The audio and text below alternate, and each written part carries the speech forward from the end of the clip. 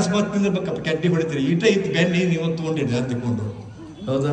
ಈಗ ಮನೆ ತುಂಬ ಅಲ್ಲಿ ಆಶ್ರಮ ತುಂಬ ಬೆಣ್ಣೆ ಅದ ಅಲ್ಲಿ. ಎಲ್ಲಿ ಬೇಕಲ್ಲಿ ಬೆಣ್ಣೆ, ಎಲ್ಲಿ ಬೇಕಲ್ಲಿ ಹಾಲು, ಎಲ್ಲಿ ಬೇಕಲ್ಲಿ ಬೆರಣಿ, ಎಲ್ಲಿ ಬೇಕಲ್ಲಿ ದಂತ ಮಂಜನ ಎಲ್ಲ ಅದಾವು. ನೋಡಿ ಗಾಬರಿ ಆಗ್ಬಿಟ್ರಿ. ನಾನಂತ ಇವತ್ತು ಭಾಳ ನನ್ನ ಇಂಪ್ರೆಷನ್ ಆಗಿಬಿಡ್ತು. ಸ್ವಾಮಿಗಳ ಬಗ್ಗೆ ಇದ್ದಂಥ ಪ್ರೀತಿ ಭಕ್ತಿ ಮತ್ತಷ್ಟು ಜಾಸ್ತಿ ಆಗ್ಬಿಡ್ತು ಇವತ್ತು. ಅದನ್ನ ನೋಡಿ ನೀವೇ ಧನ್ಯ.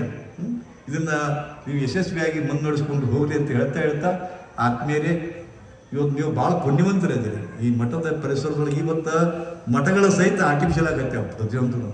ಒರಿಜಿನಲ್ ಮಠಗಳು, ಒರಿಜಿನಲ್ ಸ್ವಾಮಿಗಳು ಇನ್ನೇ ಹೇಳಿದ್ರು, ನಮ್ಮ ಬುದ್ಧಿಜಿಯವರು ಹೇಳಿದರು, ಕೆಲ ಮಂದಿ ಸ್ವಾಮಿಗಳ ಅದು ಇದನ್ನ ಕಟ್ಕೊಂಡಿದ್ರು ಅಂತ ಹೇಳಿದ್ರು. ಹಂಗಾಯ್ತು. ಯಾಕಂದ್ರೆ ಸ್ವಾಮಿಗಳು ಕೈ ಸಹಿತ ಆರ್ಟಿಫಿಷಿಯಲ್ ಸ್ವಾಮಿಗಳು ಬಂದವು.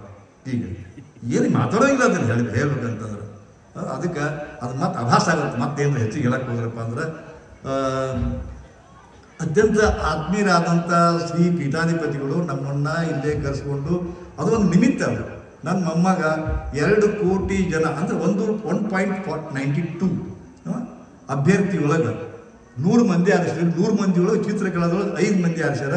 ಆ 5 ಮಂದಿ ಒಳಗೆ ಒಬ್ಬ ಆಗಿ ಇವತ್ತು ಆತ ಡೆಲ್ಲಿಗೆ ಹೋಗಿ ತಮ್ಮ ತಂದೆ ಕೂಡ ಹೋಗಿ, ನನ್ನ ಮಗ ಹಿರಿ ಮಗ, ತಂದೆ ಮತ್ತು ಮಗ ಇಬ್ಬರು, ಮೊಮ್ಮಗ ಇಬ್ಬರು ಕೂಡ ಹೋಗಿಕೊಂಡು ಅಲ್ಲಿ ರಿಪಬ್ಲಿಕ್ ಡೇ ದಿವಸ ಅಲ್ಲಿ ಮುಂದೆ ಕೂರಿಸಿದ್ರು. ಅವರು ನಮಗೊಂದು ಹೆಮ್ಮೆ. ನಮ್ಗೆ ಇದುವರೆಗೆ 76 ವಯಸ್ಸಾದ ಸಹಿತ ನಾವು ಇನ್ನೂ ತನಕ ರಿಪಬ್ಲಿಕ್ ಡೇ ನೋಡೋದಾಗಿಲ್ಲ. ನೇಬರಕ್ಕೆ ರಾಷ್ಟ್ರಪತಿ ಭವನ ನೋಡೋದಾಗಿಲ್ಲ. ನಮ್ಮ ಅಮ್ಮ ನೋಡಿ ಬಂದಾನ. ಸೊ ಏನೋ ಒಂದು ನಮ್ಮ ಪೂರ್ವ ಜನ್ಮದ ಪುಣ್ಯ, ನಮ್ಮ ಹಿರಿಯರ ಪುಣ್ಯ, ನಮ್ಮ ತಂದೆ ತಾಯಿಯ ಪುಣ್ಯ, ರಾಷ್ಟ್ರಪತಿ ಭವನದಾಗ ಅಡ್ಡಾಡಿ ಬಂದ ನಾನು. ಮತ್ತು ರಿಪಬ್ಲಿಕ್ ಡೇ ಇದೆಯಲ್ಲ ಏಕದಮ್ ಫ್ರಂಟ್ ಸೀಟಾಗಿ ಕೂಡಿಸ್ಯಾರ ಅವನ್ನ. ಹೌದು, ಇದ್ರೆ ನಾವು ಹೆಂಗೆ ಮೈಸೂರು ದಸರಾನ ದೊಡ್ಡ ತಿಳ್ಕೊಂಡಿರ್ತೀವಿ. ಆದ್ರೆ ಒಂದು ಜೀವನದಾಗ ಒಮ್ಮೆಲೆ ಅದು ರಿಪಬ್ಲಿಕ್ ಡೇದು ಶೋ ಅದು ನೋಡ್ಬೇಕಾಗತ್ತೆ ಅಂತ ಒಂದು ಭಾಗ್ಯ ಅವನು ಪಡ್ಕೊಂಡ್ಬಂದಾನ. ಆ ನಿಮಿತ್ತ ನಮ್ಮ ಶಿವಯೋಗಿಯವರು ಹೇಳಿದ ಕೂಡಲೇ ಶ್ರೀ ಸ್ವಾಮೀಜಿಯವರು ಇಮ್ಮಿಡಿಯೇಟ್ಲಿ ಅವನಿಗೆ ಕರೆಸ್ಕೊಂಡು ತಮ್ಮ ಆಶೀರ್ವಾದವನ್ನು, ಗೌರವ ರಕ್ಷೆಯನ್ನು ಹಿಡಿದಾರೆ ಅವನಿಗೆ. ಸೊ ಇವತ್ತು ಒಂದು ಲಕ್, ಸುದೈವ ಅದು.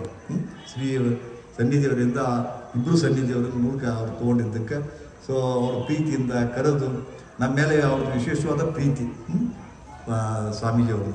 ಸೊ ಅದೇ ಪ್ರೀತಿಯಿಂದ ನಾವು ಬಂದೀವಿ. ಅವರು ಬರ್ತಾ ಇರ್ತಾರೆ, ಅಲ್ಲೇ ಮಾತಾಡ್ತಾ ಇರ್ತೀವಿ ಅವಾಗ.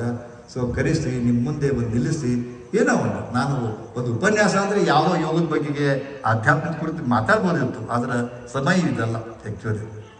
ಈಗಾಗಲೇ ಸಮಯ ಸಾಕಷ್ಟಾಗ್ಯದ.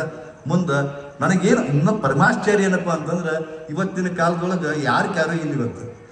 ಇವತ್ತು ಮಾತಾಡೋರು ಇರ್ತಾರೆ, ಕೇಳೋರು ದಿಕ್ಕಿಲ್ಲ. ಇವತ್ತು ಬರೀ ಎಲ್ಲರೂ ವಾಟ್ಸಾಪ್ನಾಗ, ಟ್ವಿಟರ್ನಾಗ, ಫೇಸ್ಬುಕ್ನಾಗ ತುಂಬಿದ ಹೊತ್ತಿನಾಗ ನರಗುಂದು ಮಂದಿಗೆ ಹೆಂಗೆ ಟೈಮ್ ಸಿಕ್ತಂತ ನನಗೆ ಆಶ್ಚರ್ಯ ಅನಿಸುತ್ತೆ ಆ್ಯಕ್ಚುಲಿ.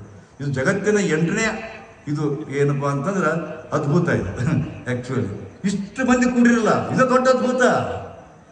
ಮತ್ತು ಅದು ಇಷ್ಟು ಶಾಂತ ಕುಂತೀರಿ, ಗಾತ್ತಿ ಇಲ್ಲ, ಗಲಾಟೆ ಇಲ್ಲ, ಪೈದಾಟಿಲ್ಲ, ತದೇಕ ಚಿತ್ತಿಂದ ಪ್ರವಚನವನ್ನು ಕೇಳ್ತಾರೇ ಇದ್ದೀರಿ.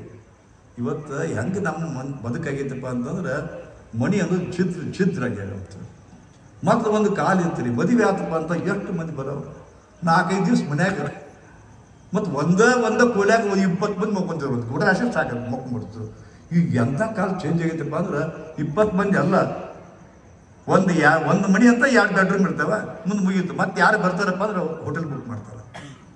ಹೊರಗೆ ಹೋಗ್ಬೇಕು ಅವರೆಲ್ಲ ಕೂಡಿ ಬದುಕು ಹೋಗೇ ಬಿಟ್ಟೈತಿ. ಇವತ್ತು ಯಾರು ಸತ್ರಪ್ಪ ಅಂತಂದ್ರೆ ನಿಮ್ಮ ಅಂತಂದ್ರೆ ಆಯ್ತಪ್ಪ ಚಂದ ಮಾಡ್ಕೊಂಡು ಹೋಗಪ್ಪ ಅಂದ್ಕೊಂಡು ಆಗಿಂದಾಗ ಮಣ್ಣು ಕೊಟ್ಟು ಹೊರಗೆ ಹೌದಾ, ನಿಲ್ಲೋದಿಲ್ಲ, ಅದನ್ನು ಏನು ಹೇಳೋದಿಲ್ಲ. ಮದುವೆ ಆತಂದು ಸಾಕು, ಅಕ್ಕಿಗಳಾಗ್ತಾರೆ ಮಾಡ್ಕೊಂಡು ಹೋಗಿ ಚಂದಾಗ ಹೋದ್ರೆ 1 ದಿವ್ಸ ಇರೋದಿಲ್ಲ, ನೋಡೋದಿಲ್ಲ, ಕುಂಡ್ರೋದಿಲ್ಲ, ಮಾತಿಲ್ಲ, ಕತೆ ಇಲ್ಲ. ಅದೆಲ್ಲ ಹೋಗೈತಿ. ಅರಮನೆ ಅಂತ ಮನೆ ಕಟ್ಟಿರಿ, ಮನೆಗಿರೋರು ಯಾರು? 4 ಮಂದಿ ಇದ್ದೇ ಒಂದು ಚಂದ ಮನೆ ಕಟ್ಟಿದ್ರು. ಹೌದಾ? ಆ ಮನೆಗಿರೋರು ಯಾರು? ಗಂಡ ಹೆಂಡತಿ ಇಬ್ಬರ. ಹೌದಾ? ಮಕ್ಕಳು, ಒಬ್ಬ ಇಂಜಿನಿಯರ, ಒಬ್ಬ ಡಾಕ್ಟರಿಗೆ ನರಗುಂದಾಗ ಏನು ಕೆಲಸ ಇತ್ತು ಸುಡುಗಾಡ. ಹೌದಾ? ಅವರು ಬೆಂಗಳೂರು ಹೋಗ್ತಾರೆ, ಚೆನ್ನೈಗೆ ಹೋಗ್ತಾರೆ, ದಿಲ್ಲಿಗೆ ಹೋಗ್ತಾರೆ, ಮುಗಿದು ಅಂತ ಅರಮನೆ ಅಂತ ಮನ್ಯಾಗ ಗಂಡ ಹೆಂಡತಿ ಇವರ ಗುಕ್ ಅಂತ ಕೊಡೋದು. ಇವರ ಆಕಿನ ಮೂರ್ತಿ ಇವನ್ ನೋಡೋದು, ಇವನ್ ನೋಡ್ತೀನಿ. ನಾವು ಬ್ಯಾಸರ ಆಗಿದ್ದೆ, ಅವ ಇಸ್ಬಿಟ್ಟು ಕ್ಲಿನಿಕ್ ಆಡಕ್ಕೆ ಹೋಗ್ತಾನೆ, ಈಕಿ ಲೇಡೀಸ್ ಕ್ಲಿನಿಕ್ ಈಗೀಗೆ ಹೋಗ್ತಾಳೆ. ಮತ್ತು ಮಣಿ ಕೀಲಾಕು ಅಡ್ಡಾಡ್ತಾರೆ. ಮತ್ತೆ ದೊಡ್ಡ ಮನೆಯೊಳಗೆ 6 ಮಂದಿ ಆಳುಗಳು ಕಸ ಹೊಡೋಕೆ. ಇಂಥ ಕಾಲ ಬಂದತಿ. ಅಂಥ ಕಾಲದೊಳಗೆ ಇಷ್ಟು ಚಂದ ಕೂತ್ಕೊಂಡು ಕೇಳ್ತೀರಪ್ಪ ಅಂತಂದ್ರೆ ನೀವೇ ಭಾಗ್ಯವಂತರ್ರಿ. ಫೋನ್ ಬಿಟ್ಟು ಬಂದಿರಲಿಲ್ಲ ಮನ್ಯಾಗ. ಫೋನ್ ಬಿಟ್ಟು ಬಂದು ಫೋನ್ ಇಲ್ಲದ 2 ತಾಸು ಕಳೆದಿರಪ್ಪ ಅಂತಂದ್ರೆ ಅಬ್ಬಬ್ಬಬ್ಬಬ್ಬ, ಫೋನ್ ಇಲ್ಲದ 2 ತಾಸು ಗ್ರೇಟ್. ಇವತ್ತು ಮನುಷ್ಯ 1 ತಾಸು ಬಿಟ್ಟು ಕೊಡುದಿಲ್ಲ ಯಾರು ಮೊಬೈಲನ್ನು, ಅಂಥದ್ದು ನಮ್ಗೆ ಇದು ಆಗಿರುತ್ತೆ. ಆ ದಿವಸದೊಳಗೆ ನೀವೇ ಭಾಗ್ಯವಂತರಿದ್ದೀರಿ. ಶ್ರೀಗಳನ್ನೊಂದು 2 ಶ್ರೀಗಳು ಪರಮಾದ್ಭುತ ಜ್ಞಾನಿಗಳದಾರ ಮತ್ತು ಅಧ್ಯಾತ್ಮ ಸಂಪನ್ನರದಾರ. ಅಂಥವ್ರ ಪವಿತ್ರ ಪಾವನ ಇದ್ರೊಳಗೆ ಅವ್ರ ಹೋರಾದೊಳಗೆ ನೀವು ಕುತ್ಕೊಂಡ್ರಪ್ಪ ಅಂದ್ರೆ ದೊಡ್ಡ ಮನುಷ್ಯಗೆ ಶಾಂತಿ ಸಿಗ್ತದೆ. ಆ ಕವು ಕಡ್ಲಿಂಗ್ ಅಂತ ಮಾಡ್ಕೊಂಡಿದ್ರಲ್ಲ, ಆ ಕವು ಕಟ್ಟಿಂಗ್ ಅಂತಪ್ಪ ಇದು ಒಂದು ಆಧ್ಯಾತ್ಮದ ವಾತಾವರಣ. ನಿಮ್ಮ ಕವು ಕಟ್ಟಿಂಗ್ ಆಗ್ತಾನೇ ಇದೆ ಕೇಳೋದಕ್ಕೆ. ಹೌದಾ? ಒಂದು ಔರಾದ ನಿರ್ಮಾಣ ಆಗ್ತದೆ. ಆ ದಿವಸದೊಳಗೆ ನೀವು ಭಾಗ್ಯವಂತರಿದ್ದೀರಿ. ಈ ಪ್ರತಿ ದಿನದ ಫಂಕ್ಷನ್ಗೆ ಇನ್ನಷ್ಟು ಹೆಚ್ಚು ಬಂದು ಶ್ರೀಗಳ ವಾಣಿಯನ್ನು ಇದನ್ನು ಮಾಡಿ ಎಷ್ಟು ಸಾಧ್ಯವಾಗುತ್ತೋ ಅದನ್ನು ದೈನಂದಿನ ಜೀವನದೊಳಗೆ ಅಳವಡಿಸ್ಕೊಡ್ರಿ ಅಂತಕೊಂಡು ಹೇಳ್ತಾ, ಹೆಚ್ಚು ಇನ್ನೂ ಏನೋ ಒಂದು ವಿಷಯ ತೆಗೆದುಕೊಂಡು ಹೇಳಬೇಕಾಗಿತ್ತು ಕರೆ, ಆದರೆ ಸುಮ್ಮನೆ ಇದು ಜನರಲ್ ನಾನು ಮಾತಾಡ್ತಾ ಇದ್ದೀನಿ. ಸೊ ಮತ್ತೆ ಯಾವಾಗಾರ ಕೂಡ್ತಾ ಇರೋಣ. ಮತ್ತು ಆ ಕಡೆ ಗುಡ್ಡಕ್ಕೆ ಯಾವಾಗಾರ ಬಂದ್ರಪ್ಪ ಅಂದ್ರೆ ಒಂದೇ ಸಲ ನಮ್ಮ ಆಶ್ರಮಕ್ಕೆ ವಿಸಿಟ್ ಮಾಡ್ಬೋದ್ರಿ. ಅದು ನಿಮಗೆ ಅರ್ಥ ಆಗುತ್ತೆ. ಈ ಒಂದು ಕಳೆದ ಸಾಲಿಗೆ ನಾನು ಬಂದಾಗ ಹೇಳಿದ್ದಕ್ಕೆ ಎಷ್ಟೋ ಜನ ಮುಂದೆ ಮಂದಿ ಆಶ್ರಮಕ್ಕೆ ಬಂದು ಇವ್ರ ಕಡೆಯಿಂದ ಟ್ರೀಟ್ಮೆಂಟ್ ತೊಗೊಂಡಿದ್ದಾರೆ. ಇವರು ಕೂಡ ಮಹಾನ್ ದೊಡ್ಡ ವೈದ್ಯರು. ಇವರು MSc ಸೈನ್ಸ್, MSc ಇದು ಯಾವುದದು ಡಯಟಿಕ್ ಸೈನ್ಸು, MSc ಇನ್ ನ್ಯೂಟ್ರಿಷನ್ ಸೈನ್ಸು, ಯೋಗದೊಳಗೆ MSc ಮಾಡ್ಯಾರ, ಯೋಗದೊಳಗೆ ಡಾಕ್ಟ್ರೇಟ್ ಮಾಡ್ಯಾರ, ಮತ್ತು MD ಮಾಡ್ಕೊಂಡಾರ. ಹಿಂಗೆ 5-6 PG ಡಿಗ್ರಿ ಮಾಡಿಕೊಂಡು ಇವತ್ತು ನಮ್ಮ ಆಶ್ರಮದ ಸಮಸ್ತ ವೈದ್ಯಕೀಯ ಜವಾಬ್ದಾರಿಯನ್ನು ಅವ್ರು ತೊಗೊಂಡಾರ. ಡ್ಯೂಟಿ ಡಾಕ್ಟರ್ ಅದಾರ ಅವರು. 30 ಬೆಡ್ ಹಾಸ್ಪಿಟಲ್ ಅದ. ನಮ್ಮಲ್ಲಿ ಬೆಸ್ಟ್ ಏನಪ್ಪ ಅಂತಂದ್ರೆ ಬೆನ್ನು ಹುಳಿ ದೋಷಗಳು.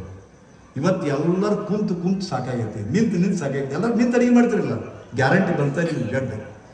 ಕೆಲವು ಮಂದಿ ಬ್ಯಾಂಕ್ ಎಂಪ್ಲಾಯೀಸ್ ಇದ್ದಾರೆ, ಕುಂತು ಮಾಡ್ತಾರೆ, ಅಡಿಯಾಡ ಸಹಿತ ಗ್ಯಾರಂಟಿ ಬೆನ್ನು ಹುಳಿ ದೋಷ ಬಂತ. ಅವಾಗ ಆಪ್ರೇಷನ್ ಹೇಳ್ತಾರೆ, ಆಪ್ರೇಷನ್ ಮಾಡಬೇಕಾಗುತ್ತೆ. ನಾವು 100ಕ್ಕೆ 150ರಷ್ಟು ಗ್ಯಾರಂಟಿ ನಿಮ್ಮ ಆಪ್ರೇಷನ್ ತಪ್ಪಿಸ್ತಾರೆ. ಅದು ಎತ್ತಿದ ಕೈ ನಮ್ಮ ಆಶ್ರಮದೊಳಗೆ ಬೆನ್ನು ನೋವು, ಫ್ರೋಜನ್ ಶೋಲ್ಡರು, ಕೈ ಜುಮ್ ಅಂತೈತಿ, ಕೈ ಎತ್ತಾಕ್ ಬರೋದಿಲ್ಲ, ಇವೆಲ್ಲ ಸಮಸ್ಯೆಗಳು 100ಕ್ಕೆ 150ರಷ್ಟು ಕಮ್ಮಿ ಆಗ್ತದೆ ಗ್ಯಾರಂಟಿ. ಅದು ಅದ್ಭುತ. ಅದು ನಾ ಹೇಗೆ ಸ್ವಾಮೀಜಿಯವ್ರನ್ನ ನಾನು ಅದ್ಭುತ ಅಂತಂದೆ, ಅಲ್ಲೊಂದು ಅದ್ಭುತ ಇದೆ. ಏನಪ್ಪ ಅದು ಬೇಕಾದ ಸೊಂಟ ನೋವು ಇರ್ಬೋದು, ಪಾದ ನೋವು ಇರ್ಬೋದು, ಮೊಣಕಾಲು ನೋವು ಇರ್ಬೋದು, ಪೂರ ಅಡ್ಡಾಟಿಗೆ ಬರಲಾರ್ದವ್ರು ಅಂಥವ್ರು ಅಲ್ಲಿ ಪೂರ ಗುಂಬಕಾಗಿ ಹೋಗ್ತಾರೆ. ಆಶ್ಚರ್ಯ ಅನಿಸುತ್ತೆ ಅವ್ರಿಗೆ. ಇಷ್ಟು ಅವ್ರಿಗೆ ರೋಮಾಂಚ ಅನಿಸುತ್ತಲ್ಲ, ಇವ್ರು ನನಗೆ ಕುಂತು ಇಡಕ್ಕೆ ಬರ್ತಿದ್ದಿಲ್ಲ, ಅಡ್ಡಾಡಕ್ಕೆ ಬಂತು ಅದು ಖುಷಿ ಆಗ್ತಾರೆ ಅವರು. ಇವ್ರ ಮುಂದೆ ಹೇಳಿ ಇದನ್ನು ಮಾಡ್ತಾರೆ. ಅವರು ವಾಟ್ಸಪ್ನಾಗ ಅವ್ನು ಹಾಕ್ತಾರೆ, ಒಂದು ವಿಡಿಯೋ ಮಾಡ್ಕೊತಾರೆ, ಅವ್ನು ಹಾಕ್ತಾರೆ. ಅವ್ರಿಗೆ ಆಶ್ಚರ್ಯ ಆಗುತ್ತೆ. ಅದಕ್ಕೆ ನೀವು ಕೂಡ ನಿಮಗೆ ಬೆನ್ನು ಹುರಿ ದೋಷ ಏನಾದರೂ ಇದ್ರೆ, ಮತ್ತು ಸೊಂಟ ನೋವಿದ್ರೆ, ಕಾಲು ನೋವಿದ್ರೆ, ಮೊಣಕಾಲು ನೋವಿದ್ರಪ್ಪ ಅಂದ್ರೆ ಆಪರೇಷನ್ ಮಾಡಕ್ಕೆ ಹೋಗ್ಬೇಡ್ರಿ. ವಿತೌಟ್ ಆಪ್ರೇಷನ್ 100ಕ್ಕೆ 100 ಗ್ಯಾರಂಟಿ ಕಮ್ಮಿ ಆಗುತ್ತೆ.